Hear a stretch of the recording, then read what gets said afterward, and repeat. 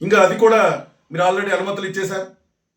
ఇప్పుడు కొత్తగా ఉన్నటువంటి 6 బ్లాకులు ఏదైతే ఉందో, ఇప్పుడు చింతపల్లి కానీ, సప్పర్ల, అనంతగిరి, గుర్తేరు, గూడెం, కాటంరాజు కొండల్లో ఉన్నటువంటి ఈ బాక్సైట్ని కూడా తవ్వేసేయాలి.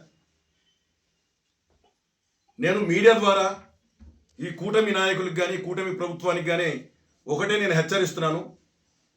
మీరు మా మన్యంలో ఉన్నటువంటి, అంటే ఇప్పుడు మావోయిస్టులు అడ్డుగా ఉన్నారని చెప్పేసి మీరేమో వాళ్ళని నిర్మూలించవచ్చు, కానీ ఇక్కడ మా గిరిజన ప్రాంతంలో ఉన్నటువంటి మా ఆదివాసుల్ని కానీ, అలాగే ప్రజా సంఘాలని కానీ మీరు ఎట్టి పరిస్థితుల్లో మీరు అంతం చేయలేరు.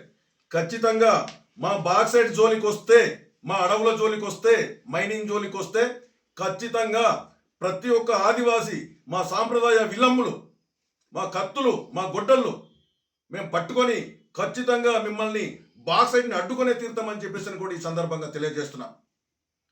అదేవిధంగా మీరు చేస్తున్నటువంటి ఇలాంటి మోసపూరితమైనటువంటి పనులు కానీ, అలాగే ఇలాంటి కుట్రలు కానీ, ఇలా కుళ్ళు కుతంత్రాల్లో నిండినటువంటి మీ ఆలోచన విధానాన్ని ఈ ఆదివాసీ ప్రాంతంలో ఉన్నటువంటి ప్రజలందరూ కూడా ఎప్పుడో పసిగట్టేశారు. కాబట్టి మీకు ఏ సందర్భంలో కూడా ఇక్కడ అవకాశం ఇచ్చినటువంటి పరిస్థితులు ఇక్కడ లేదు.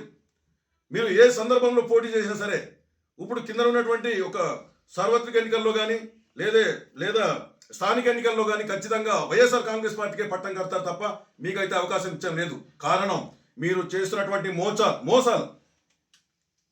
అంటే గిరిజన ప్రాంత ప్రజానికానికి ఏ రకంగా నష్టపోయినా పర్వాలేదు, వాళ్ళు ఏ రోడ్డు మీద పడ్డా పర్వాలేదు, అంటే ఇక్కడ ఉన్నటువంటి ఆదివాసీలందరూ అడుక్కు తిన్నా పర్వాలేదు, కానీ మేము వాళ్ళకు ఉన్నటువంటి ఏదైతే ఖనిజ సంపద ఉందో దాన్ని మొత్తం మేము దోషించుకోవాలనే ఆలోచనతో ఈరోజు మీరు చేస్తున్నటువంటి ప్రయత్నాల్ని ఖచ్చితంగా ప్రతి ఒక్కరు కూడా, అంటే ముసలి నుంచి కుర్రోడు వరకు, పసికందులు కూడా మీ మీద తిరగబడే రోజులు ఉంటాయని చెప్పేసి కూడా ఈ సందర్భంగా మీకు హెచ్చరిస్తున్నాను.